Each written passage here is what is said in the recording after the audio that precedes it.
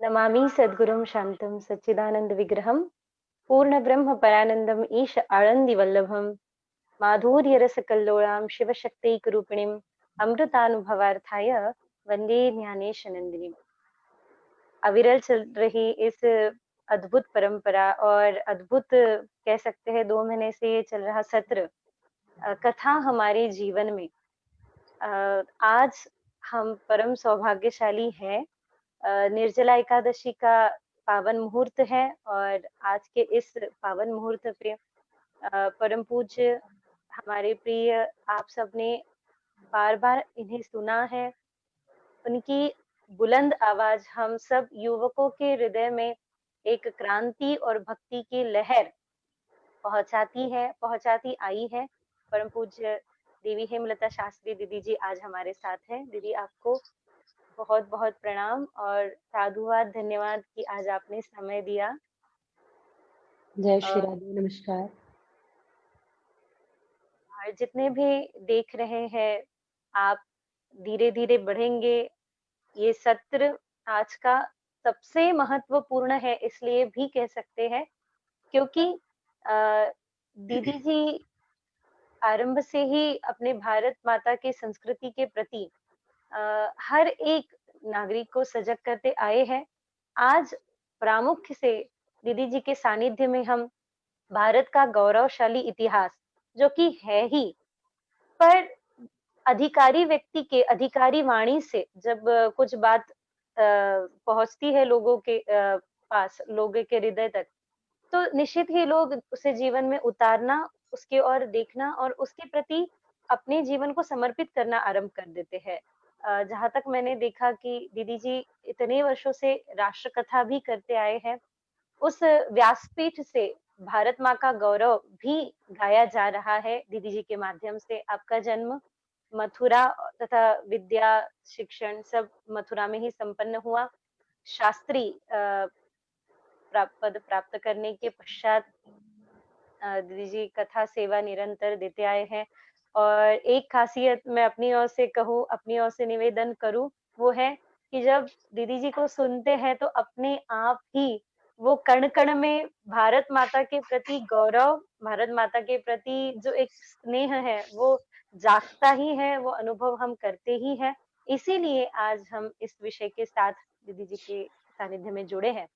दीदी भारत गौरवशाली इतिहास पूर्ण है ही, पर कहते हैं ना कि कुछ लोग हैं जो इतिहास लिखते हैं, कुछ लोग हैं जो इतिहास पढ़ते हैं, पर कुछ लोग ऐसे होते हैं जिनकी वजह से इतिहास रचा जाता है, जिनकी वजह से इतिहास ये बुलंद हुआ है, खड़ा हुआ है।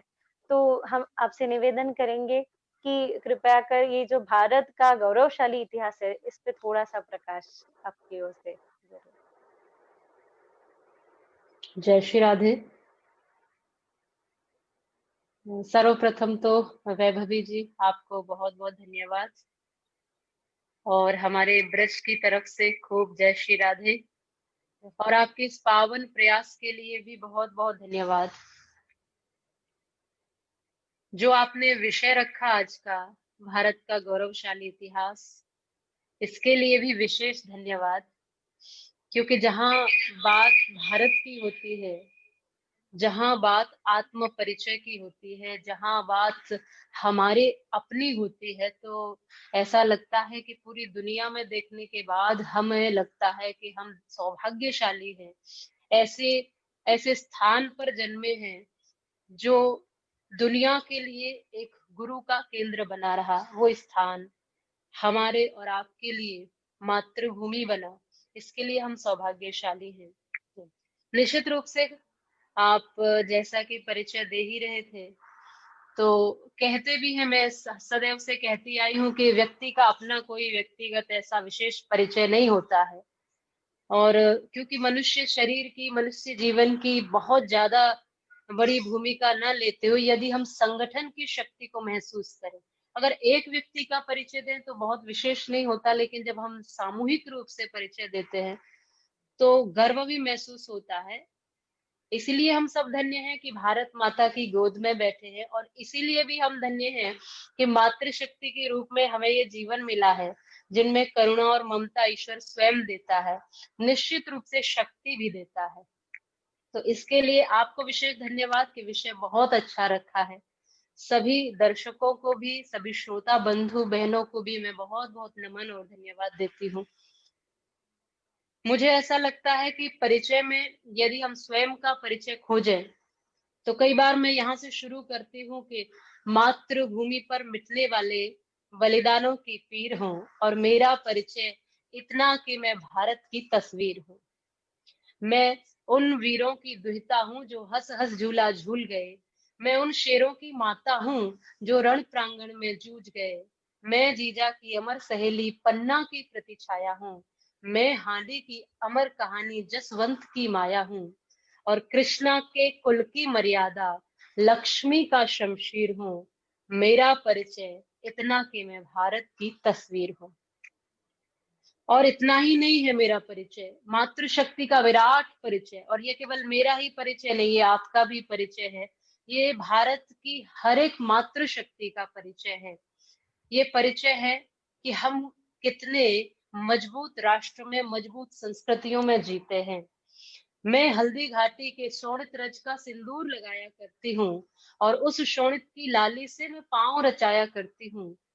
मैं पद्मावती हूँ, रत्न सिंह की चूड़ावत की सेनानी, और मैं जौहर की भीषण ज्वाला रणचंडी हूँ पाषाणी। माँ की ममता, स्नेह बहन का, पत्नी का मैं धीर हूँ, और मेरा परिचय इतना कि मैं भारत की तस्वीर हूँ।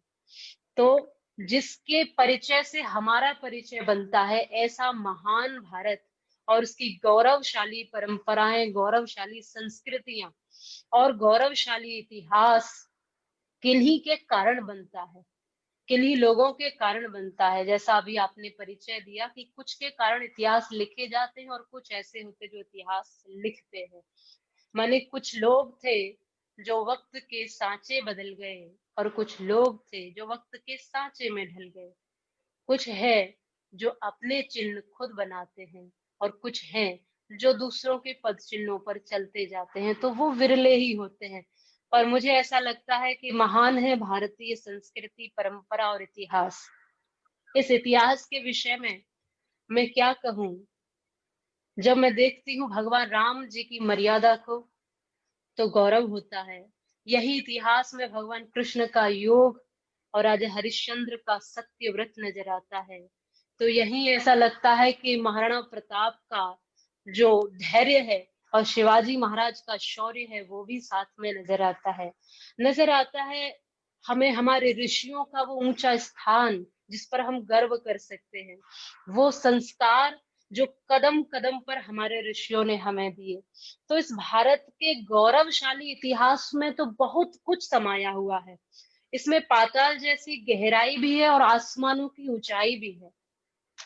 ये ऐसा है जैसे कि जो वृक्ष होता है, जितना गहरा है उतना ऊंचा भी है।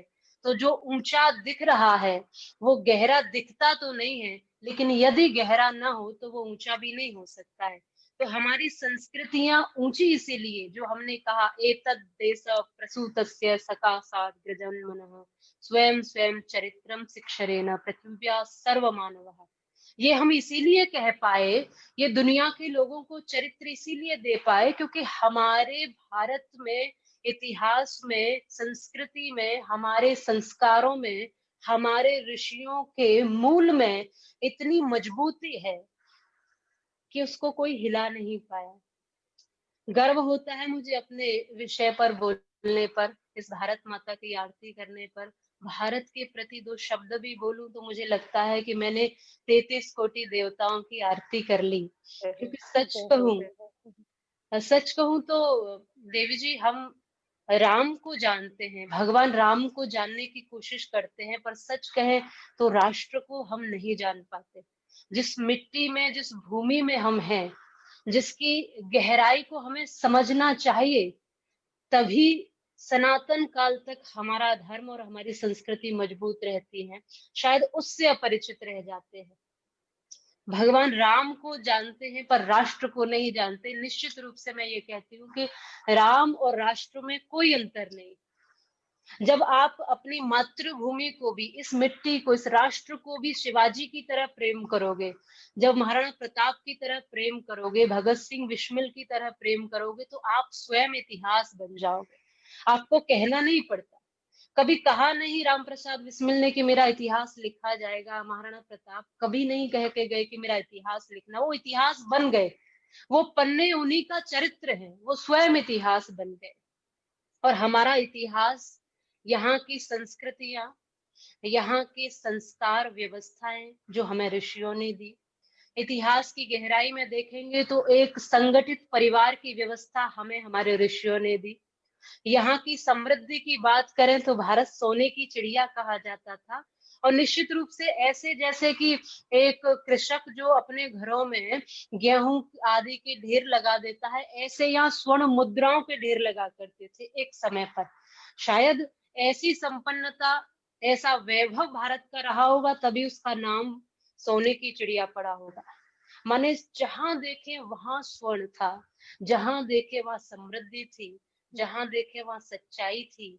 न कोई चोर, न कोई अज्ञानी। यहाँ की शिक्षा व्यवस्था देखो, ये सारा इतिहास ही है। इतिहास माने वो जो हो चुका है, और जो हुआ है उसको हमें जानने से कुछ शौर्यता, कुछ वीरता, कुछ धैर्यता और आगे जीने का लक्ष्य प्राप्त होता है, वही इतिहास कहा जाता है। और जहां तक आज हम पढ़ते हैं तो हमारा इतिहास तो हमें नहीं पढ़ाया जाता, कुछ हाँ। और ही पढ़ाया जाता है। लोधी वंश, तमाम वंश, इनसे वंशों से, इनके वंशों से आगे तो बढ़े ही नहीं है। माने महाराणा प्रताप का वंश कौन पढ़ाएगा, फिर शिवाजी की वीर गाथा कौन सुनाएगा। जहाँ संस्कारों में भी लोरियां गाकर के माँ जीजाबाई उनको संस्कार से प्रफुल्लित कर देती है, उन लोरियों के सूक्ष्म बिंदुओं में शौर्यता की गाथाएं भर देती हैं। और एक छोटी सी छुरी देकर भी उनको तलवार के उस ओज का परिचय करा देती है। वो गहराई कौन बताएगा। तो कहीं ना कहीं ये विषय आपने जो रखा है वो इसीलिए मुझे लगता है कि ये छोटी छोटी सी बिंदु जो हमारी गहराइयों में समाये हुए हैं, शायद उन्हीं से हम इतिहास को समझ पाएंगे। निश्चित रूप से भारत की समृद्धि, भारत के संस्कार, भारत की गहराई, और वो जो भावना थी बंदा वैरागी के मन में कि चाहे बोटी बोटी शरीर की नोच ली जाए, पर मैं अपने धर्म से विमुख नहीं होऊंगा। जो फतेह सिंह जोरावर छोटे छोटे बच्चों में जब ये भावना बनती है कि चाहे कुछ भी हो जाए, पर मैं मातृभूमि के तरफ वफादार ही रहूंगा, जीऊंगा तो इस मिट्टी के लिए, और जब प्राण भी दूंगा तो इसी मिट्टी के लिए। मुझे गर्व होगा, चाहे जीवन छोटा ही सही, लेकिन गर्व के साथ जीऊंगा और गर्व के साथ मृत्यु का आलिंगन करूंगा। यहाँ पन्ना धाई का त्याग भी नजर आता है, यहाँ पद्मिनी का जौहर भी नजर आता है, यहाँ सीता सी ऐसी ऐसी त्याग की भावना नजर आती है, पतिव्रत धर्म की वो स्थापना नजर आती है। यहाँ देवियों को लें या महापुरुषों को लें, ऋषि महर्षियों को लें, अपने देश के वीर और वीरांगनाओं को लें, तो क्या कुछ हम कहें वैभवी जी। जो इतिहास के पन्ने भरे पड़े हैं, शायद सीखने वालों की कमी रह गई है। नहीं तो इतिहास हमें सिखाता है कि सीना चौड़ा करके फौलादी बनकर जियो, डर कर जिंदगी जीना भी कोई जिंदगी नहीं होती। हर समय डरते हैं, हर समय हम भयभीत है किसी न किसी कारण से। और भयभीत वही होता है जिसको कुछ खोने का डर होता है। और सच कहूं तो मुझे एक वो स्मरण में कई बार कथाओं में भी कहती हूँ, जब राम प्रसाद बिस्मिल को कहा था जेलर ने कि तुम्हें डर नहीं लगता, तुम अपनी जवानी को बर्बाद कर रहे हो, तुम्हें भय नहीं लगता है। तो उन्होंने कहा कि मुझे तो कोई भय नहीं लगता। अरे मृत्यु का भय तो लगना चाहिए, ये जीवन बार बार नहीं मिलता है, और ऐसा जवानी, ऐसा फौलादी तुम्हारा शरीर है, तो तुम्हें मृत्यु से डर नहीं लगता। तो और क्यों करते हो ऐसा, तुम क्यों मरने के लिए तुले रहते हो। ऐसा लगता है कि मृत्यु तुम्हारे लिए एक वरदान है। तो रामप्रसाद बिस्मिल ने कहा था कि ए जेलर, तू समझ नहीं पाएगा। आप जानती हैं कि वो बहुत बड़े शायर भी थे, रामप्रसाद बिस्मिल। तो कहा था कि ए जेलर, मेरा हर शेर तेरे हर जवाब से अच्छा होगा, मेरा हर दिन तेरी हर रात से अच्छा होगा। इन्हीं आंखों से देखना जालिम, मेरा जनाजा भी तेरी बारात से अच्छा होगा। तो जब उन्होंने ये भाव अपना दिखाया, वो जेलर कांपने लगा कि मृत्यु के प्रति इतना आकर्षण कैसे हो सकता है। तो ये इतिहास वही लोग बनते हैं, इतिहास उन्हीं का बनता है जो जीवन को भी प्रेम करते हैं और मृत्यु को भी प्रेम करते हैं, जो जीवन के हर हिस्से को प्रेम करते हैं, जो जीवन के अंधेरे को भी स्वीकार करते हैं और प्रकाश को भी स्वीकार करते हैं, जो इतिहास से कुछ सीख लेकर वर्तमान को ठीक करते हैं और भविष्य की यात्रा उज्जवल करते हैं। वही लोग इतिहास बनते हैं और वही लोग जीवन में अपने चरित्र से दूसरे को कुछ दे पाते हैं। शायद बात तो ये है कि हम सब सीखना चाहें तो आज का समय भी हमें बहुत कुछ सिखा रहा है। इतिहास के पन्ने हमें बहुत कुछ सिखा रहे हैं। योग सीखना है, आपको ध्यान सीखना है, तप सीखना है, साधना सीखनी है, आपको शौर्य सीखना है, भक्ति और शक्ति दोनों की साथ साथ परिभाषा सीखनी है। तो इतिहास हमें सिखा रहा है। कभी हमें वीरांगनाओं के माध्यम से, कभी वीर महापुरुषों के माध्यम से, यदि तुम्हें साधुता अपने जीवन में ग्रहण करनी है तो पाणिनि, पतंजलि हमें सिखा रहे हैं दधीची, जो अपनी हड्डियों का दान करके भी अपने कर्तव्य का निर्वहन करते हैं। तो ऋषियों से वो शांत प्रिय हृदय आप अपने अंदर समेट सकते हो और हमारे देश की देवियों से आप ममता करुणा के साथ साथ वो जो खुद को संभालने की शक्ति है वो भी ग्रहण कर सकते हो। ये भारत माता वीरों की भूमि कही जाती है, वीर भूमि वसुंधरा, वीरों की ही भूमि नहीं, शेरों की भी भूमि है। तो और शेर इसके बेटे बेटियां ही हैं, इन्हीं से ये सुशोभित है, इन्हीं से ये प्रफुल्लित है। और जब इसके बेटे बेटियां जागृत हुए हैं वैभवी जी, तो निश्चित रूप से उस समय भारत माता गौरवान्वित हुई है, श्रृंगारित हुई है, प्रफुल्लित हुई है और उसकी केसरिया चुंदरी महकने लगी है उन्हीं के बेटे बेटियों से। माता पिता धनवान कैसे होते हैं? माता पिता सौभाग्यशाली संतानों से होते हैं। सौभाग्यशाली संतानें, अच्छी संतानें होती हैं तो माता पिता प्रसन्न होते हैं। भारत माता भी तभी प्रसन्न निश्चित रूप से होगी जब हम सब भारत माता के बेटे बेटियां, हम अपने इतिहास से कुछ सीख लेकर के, इतिहास में गौरवपूर्ण इतिहास भी होता है और इतिहास से सीखने के लिए कुछ इतिहास की हुई भूलें भी होती हैं जिनसे हम सीख सकते हैं। जो कुछ अच्छा हुआ उससे सीख सकते हैं और जो कुछ होना था वो नहीं हो पाया उससे भी हम सीख सकते हैं। तो दोनों पहलुओं से इतिहास हमें सिखाता है। ऐसा नहीं है कि केवल यहाँ पर वंश कुछ ही वंश थे, यहाँ पर तो ऐसे ऐसे वंश हैं, मौर्य वंश जहाँ चंद्रगुप्त मौर्य की पताका फहराती थी, जहाँ चाणक्य निर्देशन करते थे, नेतृत्व करते थे। और क्योंकि हम तो भारत की भूमि के साथ साथ और भी सौभाग्यशाली हैं कि भारत में भी हम मथुरा नगरी में आए हैं, जहाँ भगवान कृष्ण पूर्ण आनंद को जीते हैं जीवन के, शौर्यता के साथ, वीरता के साथ और साथ में मिठास रूपी बांसुरी भी रखते हैं। कभी उनका जीवन नीरस होता ही नहीं है।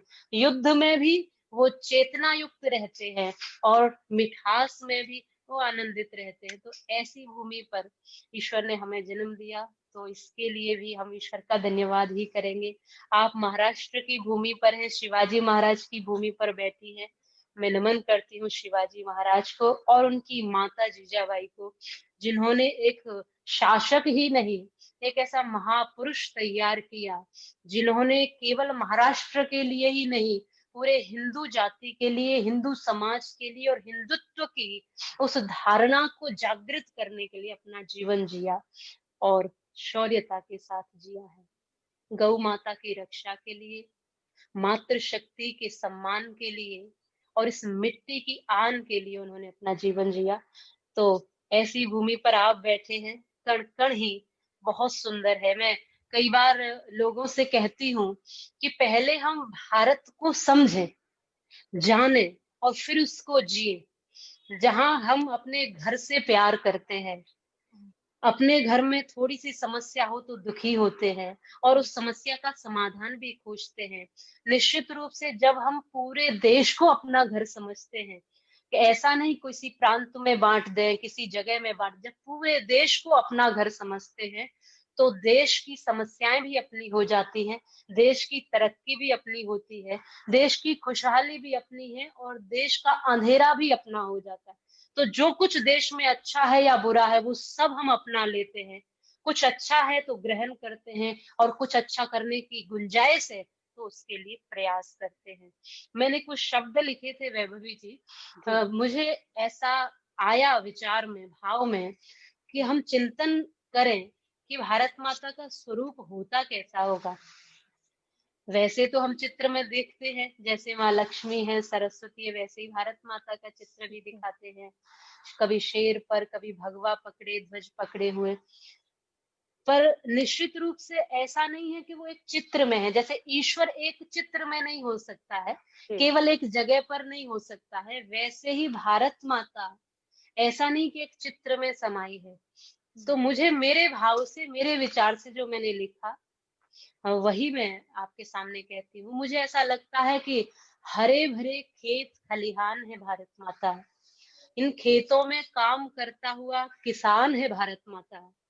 देश की रक्षा में सीमा पर खड़ा जवान है भारत माता। और भारत भूमि पर अवतार लेने वाला भगवान भी है भारत माता। ब्रह्मा की पूर्ण शक्तियों से संचित वरदान है भारत माता।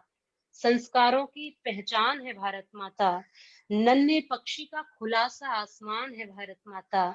नश्वरता का बोध कराता हुआ शमशान है भारत माता। वेद शास्त्र स्मृति और पुराण है भारत माता। अग्निकुंड में जलती देवियों का बलिदान है भारत माता। संतों के विराट हृदय का ज्ञान है भारत माता। सीता सावित्री दुर्गा का सम्मान है भारत माता। भगत सिंह बिस्मिल की फांसी का अरमान है भारत माता।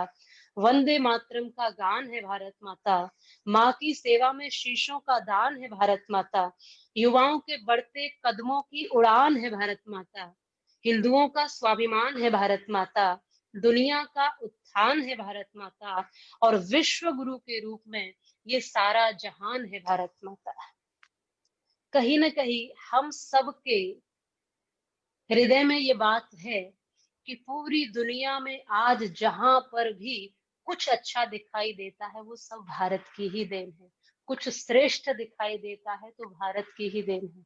आज पूरी दुनिया में विश्व परिवार दिवस मनाया जाता है तो ये भारत ने सिखाया है कि विश्व परिवार क्या होता है। लोग जानते ही नहीं थे कि परिवार क्या है। आज योग दिवस मनाया जाता है तो ये भारत ने सिखाया है कि योग क्या है। आज दुनिया में जहां जहां संस्कृतियों के और संस्कारों के चिन्ह मिलते हैं, या आप देखती होंगी कि आज पाश्चात्य देशों के लोग वेद मंत्रों का पाठ कर रहे हैं, ओम का उच्चारण कर रहे हैं, अपनी संस्कृतियों को, अपने सात्विक भोजन को, आहार को अपना रहे हैं, अपनी वेशभूषा को अपना रहे हैं, क्योंकि वो जान गए हैं कि ये ही सत्य है और यही अच्छा है। जितना सादा सादा सिंपल रहोगे, जितना जमीन से जुड़े रहोगे, जितना वास्तविकता में रहोगे, उतना आनंद ही आनंद है। तो अब पाश्चात्य देशों के लोग आनंद की ओर जाने की तलाश में हैं, और जब आनंद की बात आती है तो लोग भारत को देखते हैं। हमें भी ये सोचना है कि हमारे पास तो विराटत्व है। एक बूंद से, कहते हैं ना, एक बूंद से, बिंदु से सिंधु तक की यात्रा करने की हमारी संभावनाएं हैं।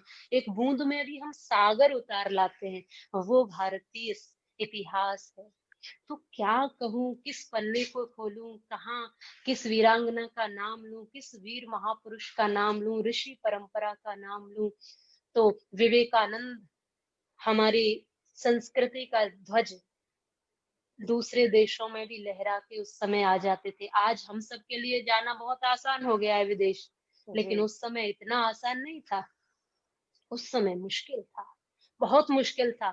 उस समय भारत का एक साधु यदि भारत से बाहर जाकर अपने संस्कारों की ध्वजा गाड़ कर आता है तो ये पूरे विश्व के लिए एक बड़ी चेतना की बात थी। और वही ओज हमें विवेकानंद जी के शब्दों में मिलता है, उठो जागो खड़े हो जाओ।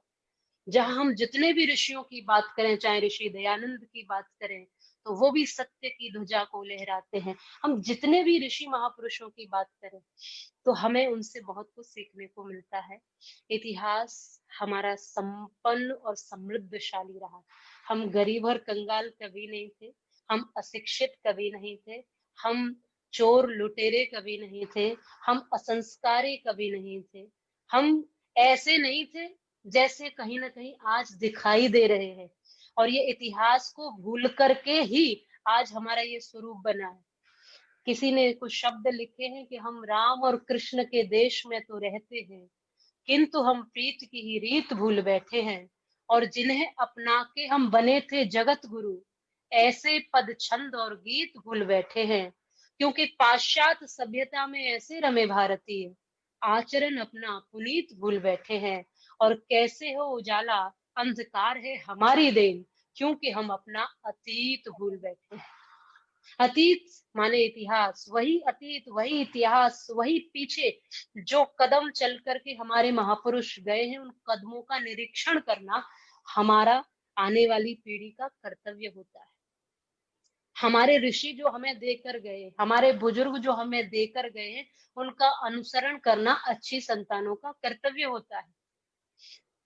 तो हमें राष्ट्र के लिए जयकारे लगाने से पहले राष्ट्र को समझना चाहिए और उसके लिए प्रेम चाहिए। जैसे कहते हैं ना कि ईश्वर भक्ति के लिए हमें बहुत ज्यादा ज्ञान की आवश्यकता नहीं, प्रेम की आवश्यकता है। उसको अपना बना लेने की आवश्यकता है, उसको समझने की और महसूस करने की आवश्यकता है। वैसे ही राष्ट्र को समझने की, राष्ट्र को महसूस करने की आवश्यकता है कि ये मिट्टी का केवल कण नहीं है, ये माँ की धानी चुनरिया है जो हम्म, सदैव ऐसे ही लहराती रहे हमारे कारण। हमारे महापुरुषों ने जो किया वो तो किया ही है, पर अब हमें क्या करना है, इतिहास हमें इस बात की जागृति भी साथ साथ दे देता है। जो हो चुका है वो हमें आज भी जीने की कला सिखाता है। तो विषय के लिए धन्यवाद है, और आपके भाव के लिए भी धन्यवाद है कि आपने भारत माता का विषय चुना, जो मैं मेरा मैं प्रिय विषय है। मैं आपको सुन रही थी दीदी जी, तो कण-कण कृतज्ञ था वो इसलिए कि मैं अक्सर कहती हूँ केवल हम शब्दों से महसूस नहीं होते, प्रेज़ेंस भी काम करता है। तो आपके प्रेज़ेंस में, आपके भीतर जो देशभक्ति है, जो और भारत माता के लिए जो समर्पण है, वो आपके हर एक शब्द में, आपके हर एक विचार में वो प्रतिबिंबित हो रहा था। और जब मैं ही नहीं, जितने भी लोग सुन रहे हैं, ये सब लोग यही अनुभव कर रहे थे। बहुत सारे सुंदर प्रतिक्रियाएँ भी बहुत सारे लोगों ने भेजी है। आप प्रश्न भी पूछ सकते हैं, क्योंकि आज हमें सानिध्य मिला है। ऐसा नहीं दीदी जी, मैंने पहले ही कहा, मैंने परिचय पूछा कि दीदी क्या हम परिचय दें? तो उन्होंने इतनी सुंदर बात कही कि देवी जी, जो आपका परिचय है वही मेरा परिचय है, बस जन्म स्थान अलग-अलग है, परिचय एक ही है। और ये वाक्य कही तो हृदय में इतना डीप, इतना इतना भीतर उतरा। और बिल्कुल आपने सत्य कहा कि भारत भूमि से हम जुड़े हैं, यही हमारा परिचय है। गुरुजी हमारे हमेशा कहते हैं कि देश सेवा और देव सेवा में कोई अंतर नहीं। देश से आपका भी जब मैं प्रोफाइल देख रही थी और आपका भी जब विचार बार-बार किसी न किसी माध्यम से सुन रही थी, आप भी कहते हैं कि राष्ट्र भक्ति अ, वही कर सकता है, या फिर ईश्वर भक्ति वही कर सकता है जिसके भीतर राष्ट्र भक्ति हो। और वही विचार अभी हम इसके पूर्व सुन रहे थे। दीदी जी, एक प्रश्न ऐसा भी है कि भारत ने बहुत संकट देखा, इसके पूर्व भी देखा। अक्सर लोग मुझे भी पूछते हैं कि इतना सब कुछ होकर भी भारत गरीब क्यों है? तो मैं तो अक्सर कह देती हूँ कि इतनी सारी गुलामी झेली है, अलग-अलग भाषाएँ हैं, भिन्न-भिन्न परंपराएँ हैं, भिन्न-भिन्न विचारधाराएँ हैं, पहराव अलग है, क्या कुछ अलग नहीं है, फिर भी हमारा भारत देश एक है, यही तो हमारे भारत का वैभव है। फिर भी अक्सर बहुत बार ऐसे हुआ है, जैसे इस बार संकट आया ये महामारी का जगत में पूरे, ऐसे कई सारे संकट भारत ने बार-बार देखे हैं, पर इस बीच में भी भारत ने इन संकटों के बीच में भी कोई न कोई कौशल्य के द्वारा बाहर आया है।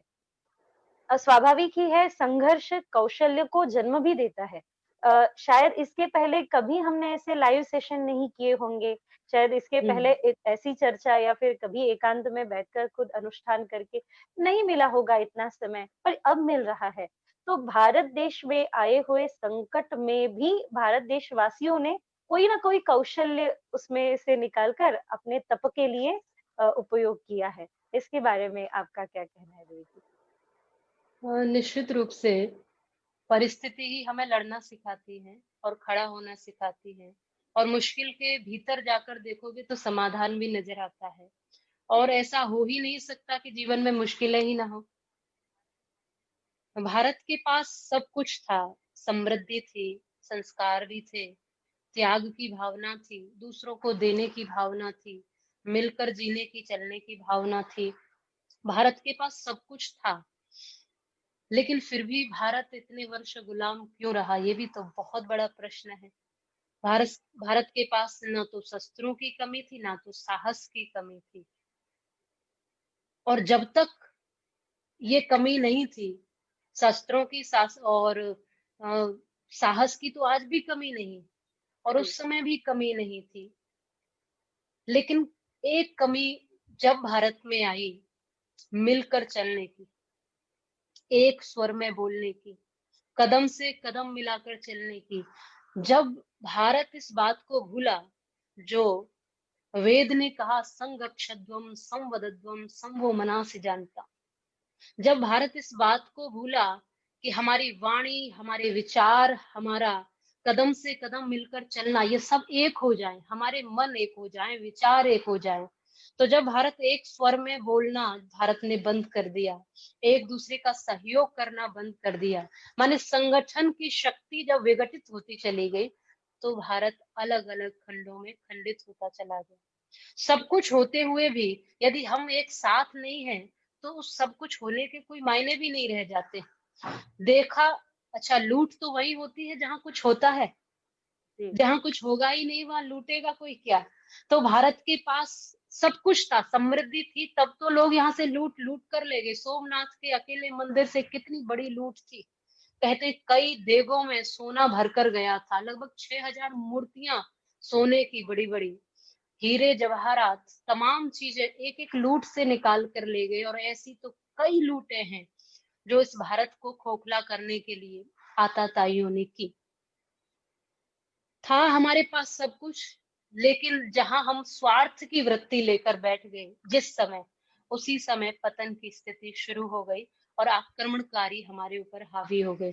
आज भी मैं ये कहती हूँ, जब राष्ट्र की बात आती है तो लोग कुछ अलग सा व्यवहार करते हैं। जब मैं कथाओं के माध्यम से भी जब भारत माता की आरती करती हूँ, राष्ट्र के विषय को लेती हूँ, तो लोग कहते हैं कि कथाओं में इसकी जरूरत क्या है, हुँ, राष्ट्रभक्ति की जरूरत क्या है, राष्ट्र की जरूरत क्या है। तो मैं उनसे भी फिर कहती हूँ कि राष्ट्र में तुम्हारी भी जरूरत क्या है, कोई जरूरत नहीं है।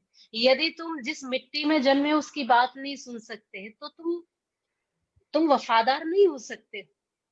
और मैं यही कहती हूँ कि तुमने सीख नहीं सीखी है गुरु नानक की साखी से, और शायद अभी अपरिचित हो तुम कर्मवती की राखी से। तुमने जाकर नहीं देखा है जलियां वाले बागों को, तुमने जाकर नहीं देखा सिंदूर पूछी उन मांगों को, तुमने जाकर नहीं देखा है उस माथे की रोली को, तुमने जाकर नहीं देखा है खाली माँ की झोली को। भगत सिंह की फांसी के अगर फंदे से पूछा होता, गुरु शिरोमणि गोविंद सिंह के बंदे से पूछा होता, तो कभी न कहते तुम केवल ये महल मकान हमारा है, बरबस तुमको कहना पड़ता हिंदुस्तान हमारा है। पूरा देश मेरा घर है, और किसी के घर में आग लगी हो तो कोई चैन से सो जाएगा?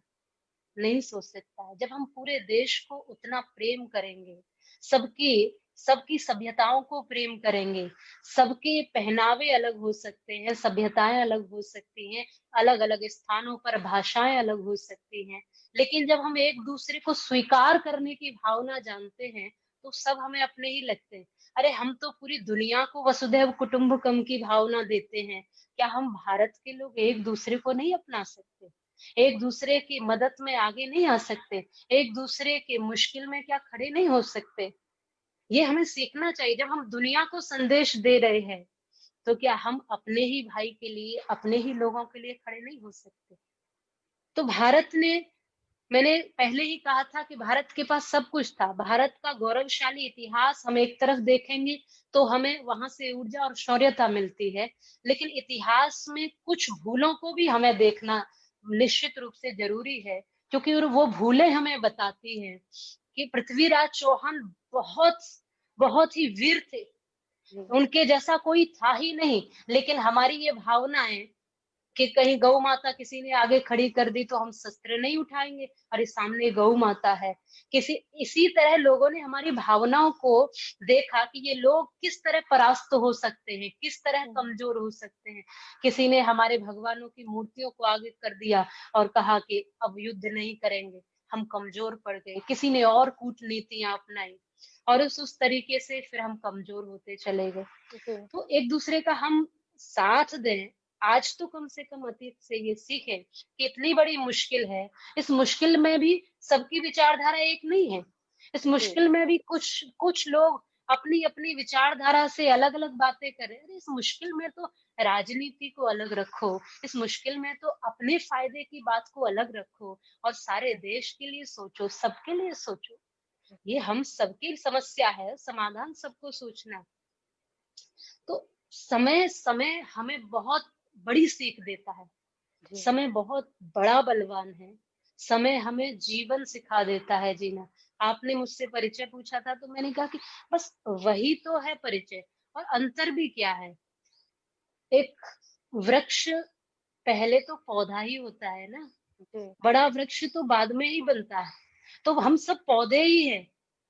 कोई वृक्ष बन गया उसमें से, क्योंकि उसकी यात्रा थोड़ी लंबी थी, उसका समय थोड़ा लंबा था, उसको खाद पानी किसी को अच्छे से मिल गया, तो वो और बड़ा वृक्ष बन गया। तो हम सब पौधे ही हैं, लेकिन इतना जान लें कि खिलते हुए पुष्प बनेंगे, खिलते मुस्कुराते पुष्प बनेंगे उस पौधे के, मुरझाए हुए पुष्प नहीं बनेंगे। क्योंकि मुरझाया पुष्प किसी को जिंदगी नहीं दे सकता, किसी को मुस्कुराहट नहीं दे सकता। खिलता हुआ पुष्प ही दूसरों को जीना सिखाता है। तो भारत के पास में आज भी मैं देखती हूँ शक्ति की कमी नहीं, शौर्यता की कमी नहीं, सेना की कमी नहीं, साधनों की कमी नहीं है। आप देख ही रही हैं इस समय में जी, किसी भी चीज की कमी नहीं है। लेकिन आज भी एक कमी नजर आती है, जो कि संगठन की।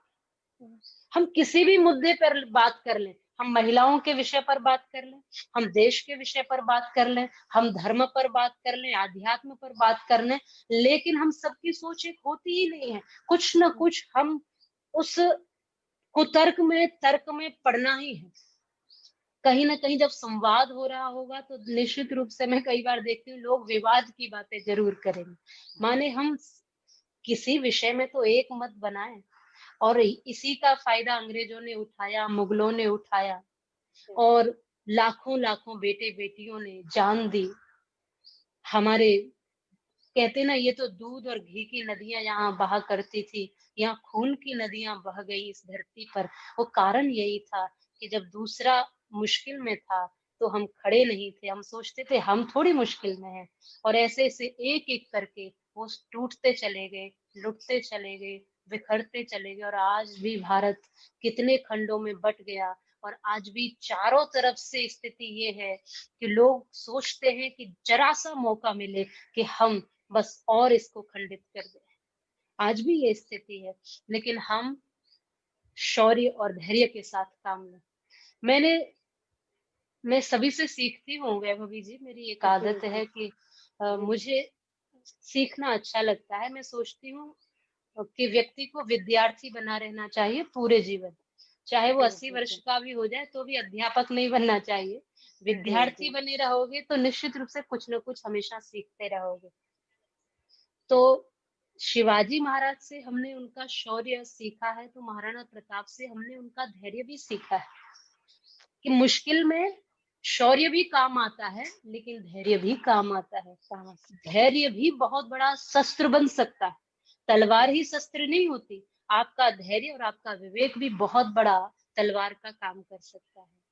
तो हमने अपने महापुरुषों से बहुत कुछ सीखा है और हमारी आगे आने वाली पीढ़ी भी बहुत कुछ सीख सके और स्वाभिमान कर सके अपनी संस्कृतियों पर, अपने मूल्यों पर, अपने संस्कारों पर और अपने शास्त्रों की उन गहराइयों पर, अपने ऋषि मुनियों पर। इसके लिए शायद मैं और आप आज संवाद कर रहे हैं और इसी के लिए हम कथाओं में भी प्रयास करते रहते हैं। जी, जी, तो जी, बिल्कुल, बिल्कुल। क्योंकि इसके पूर्व भी आपने कहा दीदी जी कि हमारा इतिहास हमें सिखाया ही कहा जा रहा है। बस कल की ही बात है, हम ऐसे ही चर्चा कर रहे थे तब अ, अब थोड़ा-सा फ्री समय है तो कई सारे वॉलंटियर किसी न किसी माध्यम से स्वयंसेवक हम बात तो कर ही रहे हैं। तो चर्चा जी, यही जी। उठी कि कहाँ किन्हीं लोगों ने अपनी धुन में आकर इतिहास लिख दिया और किसी लोगों के माध्यम से तोड़ा-मरोड़ा भी गया, ऐसे भी कह सकते हैं। कहाँ वास्तविक इतिहास हम सबके आगे आ रहा है।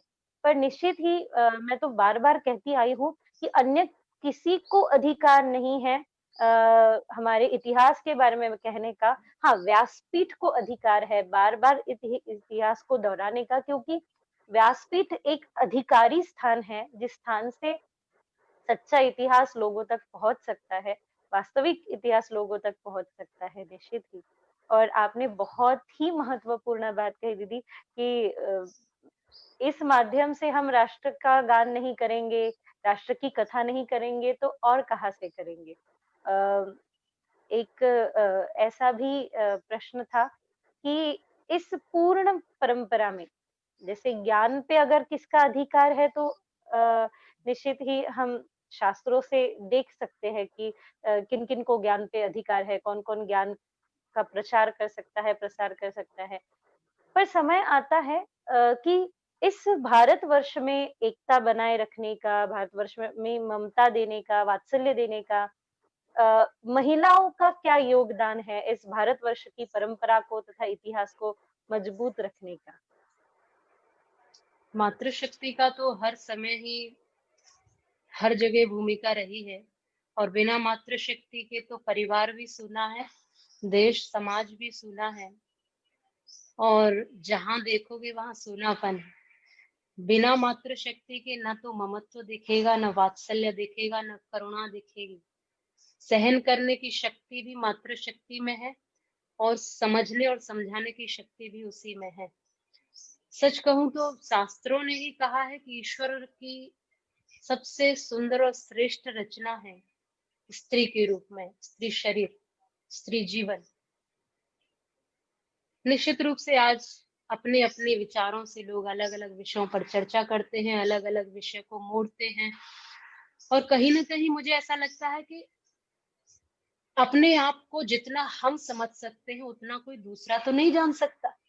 जैसे जो लोग प्रतिक्रिया करते हैं कि स्त्री ऐसे या वैसे या बहुत सी बातें भी करते हैं, तो मुझे ऐसा लगता है कि अच्छा होगा कि हर एक व्यक्ति खुद को जानने की कोशिश करे, अपने जीवन को जानने की कोशिश करे, अपने जीवन पर ज्यादा ध्यान दे, न कि दूसरे के जीवन को देखने की अपेक्षा।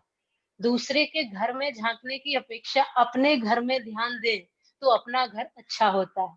वैसे ही दूसरे के जीवन में ताक झांक करने की अपेक्षा अपने जीवन को सुंदर बनाए तो ज्यादा अच्छा रहता है। तो मातृशक्ति क्या है, ये एक मातृशक्ति ही जान सकती है। उसके अंदर क्या है, कैसी करुणा है।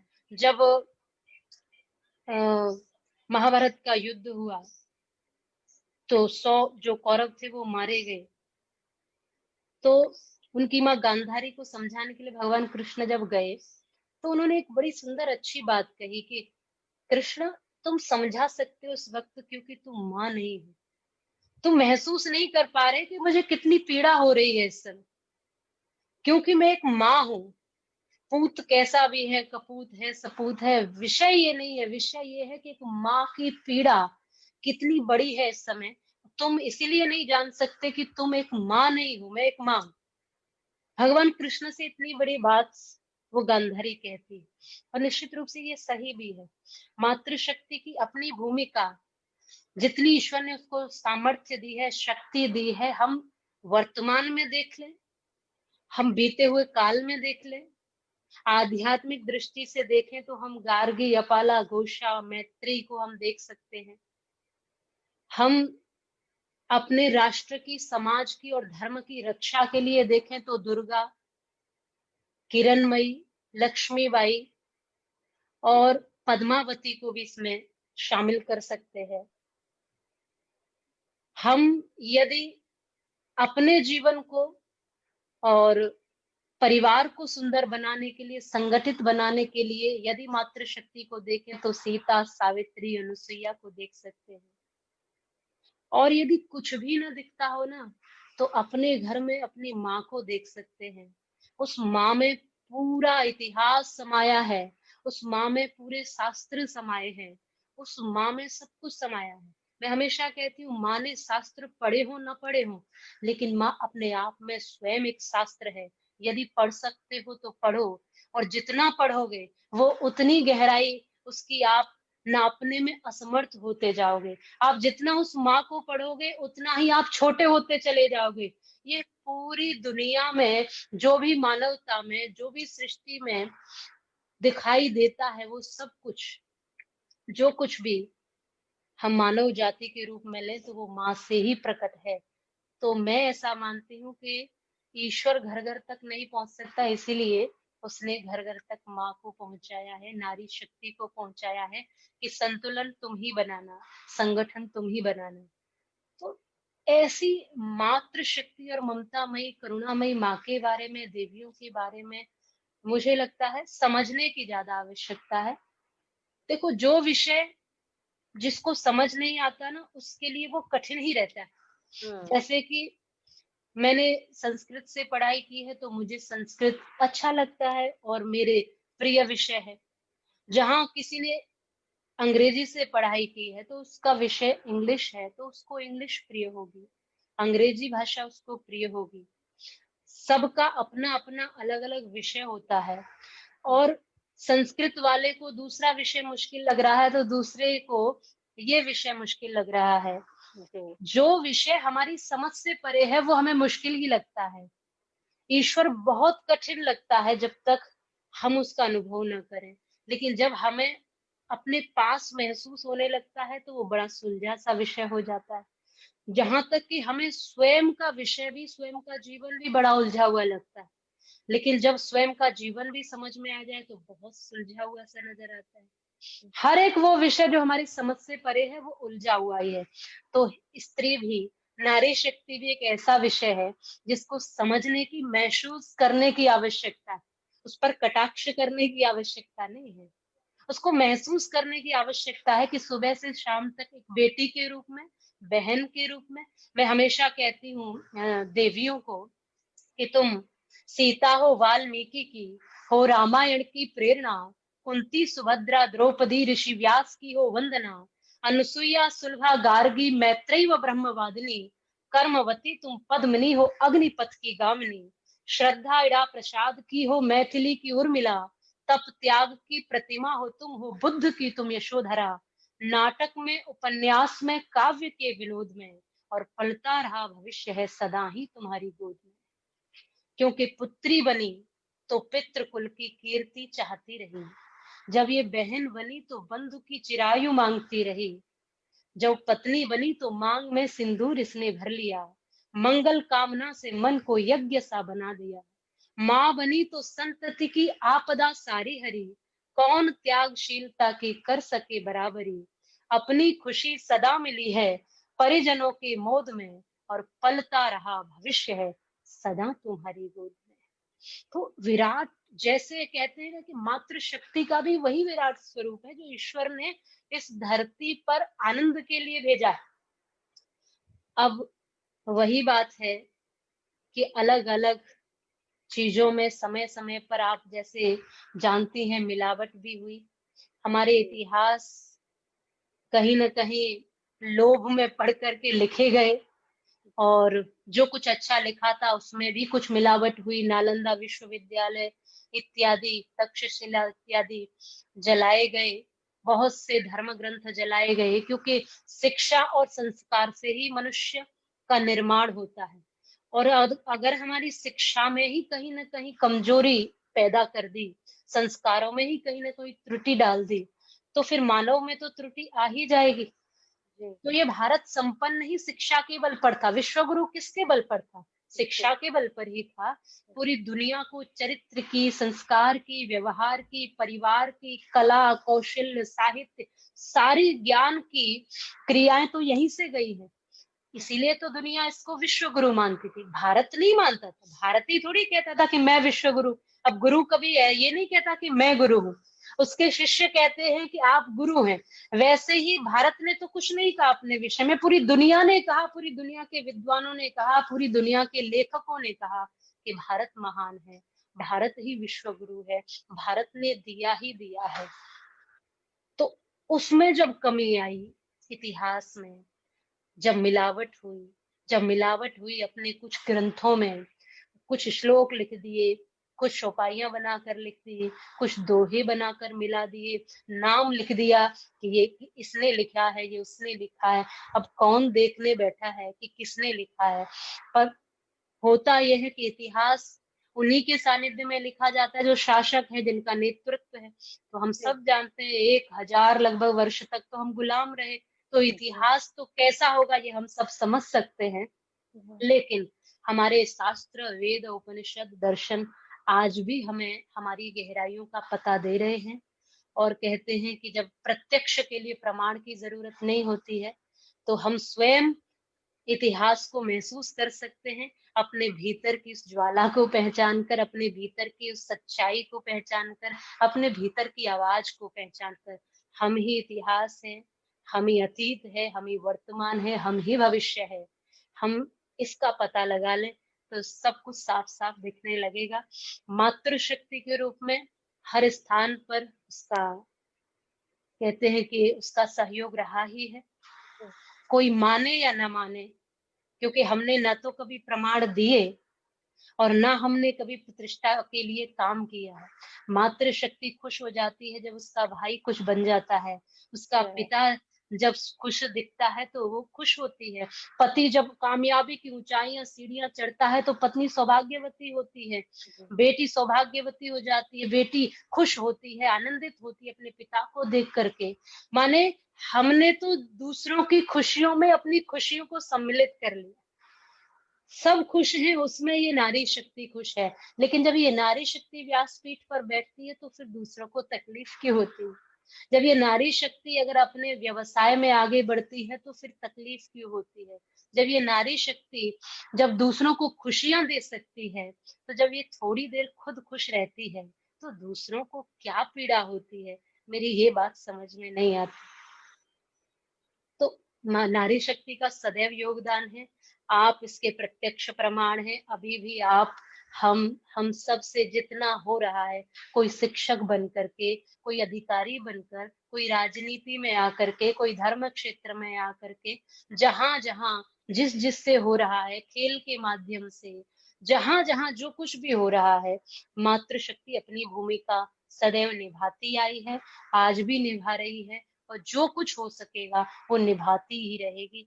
ये न भूलना चाहिए कि आज विवेकानंद, गौतम पाणिनि, पतंजलि, राम कृष्ण, चाहे शिवाजी महाराज, महाराणा प्रताप, जिनका भी नाम लेंगे हम, वो सब मातृशक्ति के आंचल का दूध पीकर बड़े हुए हैं, और इसके आंचल की छाव में पलकर बड़े हुए हैं।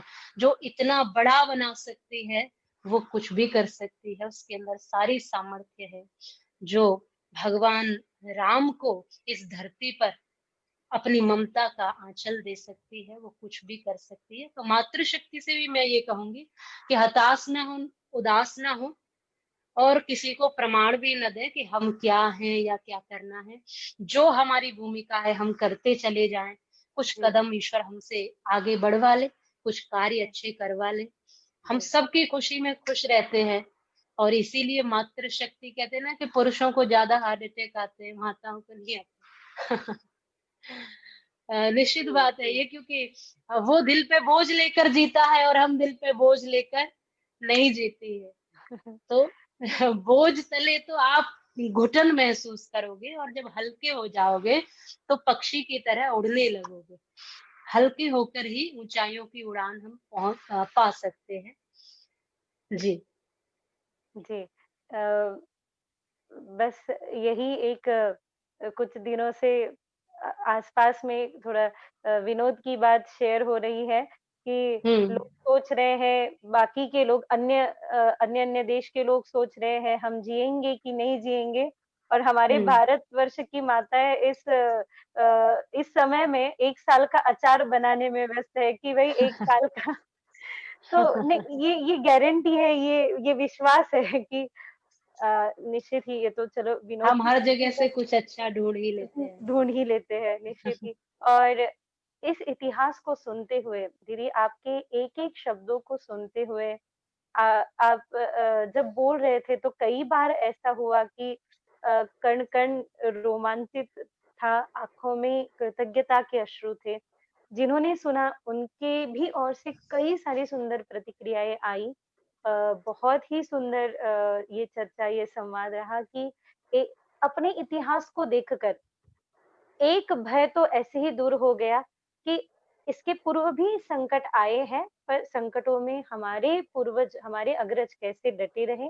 और मैं बहुत कृतज्ञ हूँ दीदी जी कि इस लॉकडाउन पीरियड में आप अपनी ओर से, हम आपको देख रहे हैं, मैं आपके पेज से भी आपको सुन रही हूँ, आप प्रतिदिन किसी न किसी माध्यम से लाइव आकर कोई न कोई संदेश पहुँचा ही रहे हैं।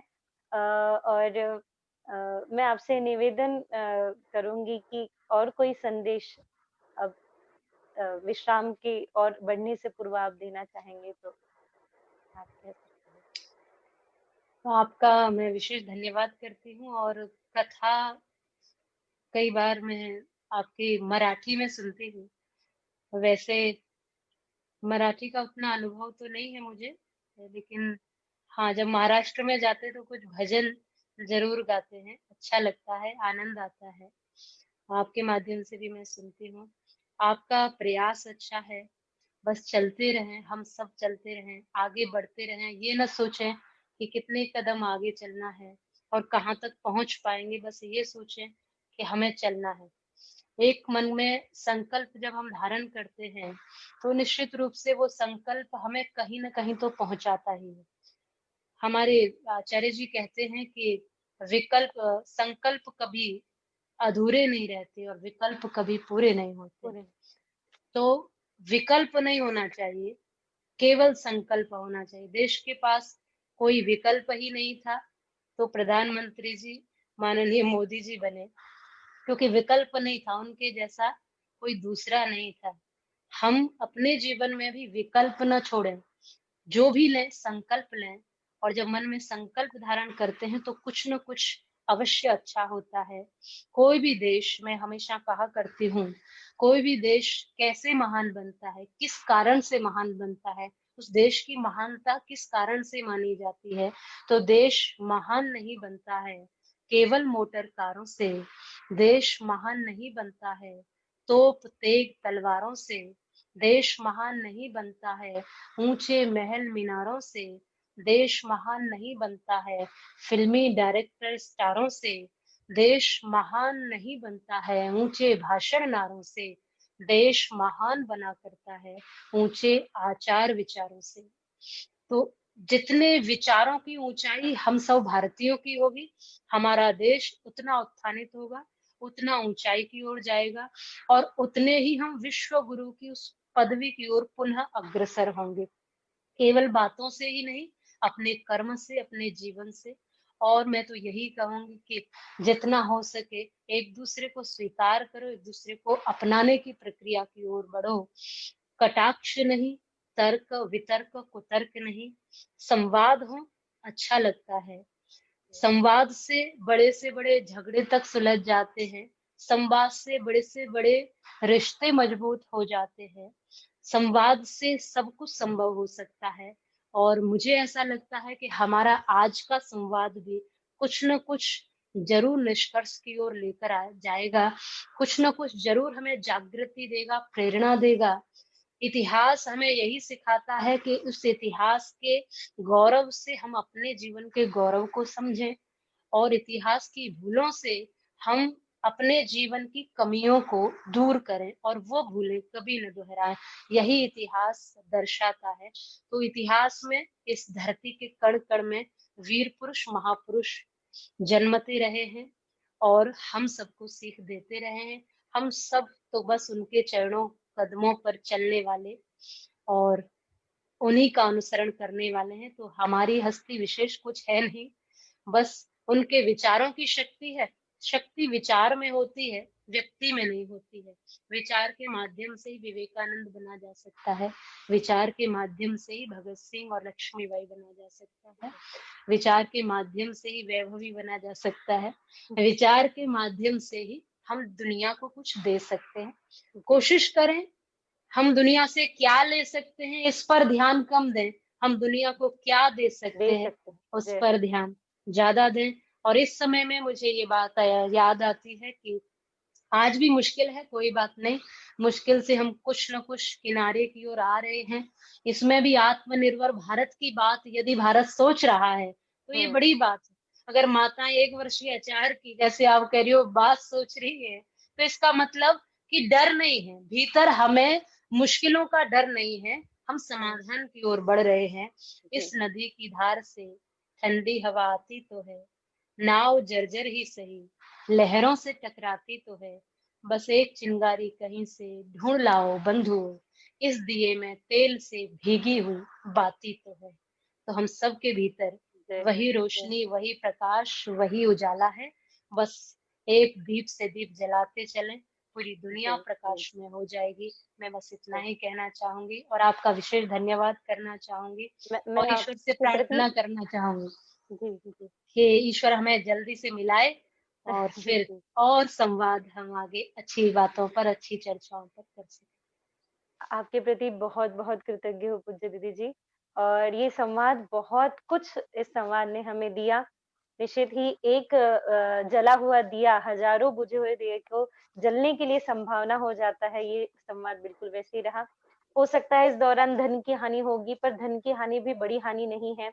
प्रसिद्धि की हानि भी बड़ी हानि नहीं है, चली गई प्रसिद्धि आ जाएगी, गया हुआ धन भी मिल जाएगा।